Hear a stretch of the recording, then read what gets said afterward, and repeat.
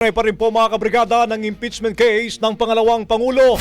Ang kampo ho ni Vice President Sara Duterte pinaghahandaan na ang impeachment trial. Iginit din ito na taong bayan ang siyang magtatagumpay. Yan ang report mula kay Brigada Haji Camino. Ibrigada mo! Live report. Brigada Angel, pupulungin na ni Vice President Sara Duterte ngayong araw ang kanyang legal team bilang paghahanda sa impeachment trial sa Senado.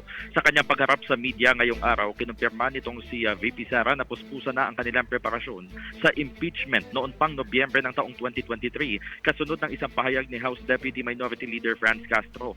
Marami na anyang abogado ang nagpahayag ng intensyon na tumulong o maging kasapi ng defense team. Iginit din ni Duterte na welcome ang kanyang ama na si dating Pangulong Rodrigo Duterte na magbigay ng inputs dahil abogado rin naman siya.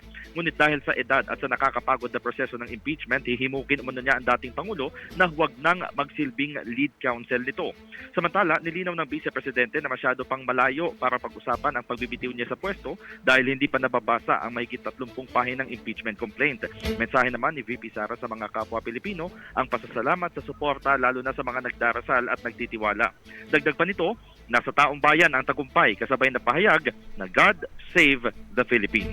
In the heart of changing lives, ito si Brigada Haji Camino ng 105.1 Brigada News FM Manila, the Music and News Authority. Bagong-bago, Brigada Balita Nationwide. Ang bahaging ito ay hatid sa atin ng DriveMax Herbal Capsule. Lalaking angat, tumatagal.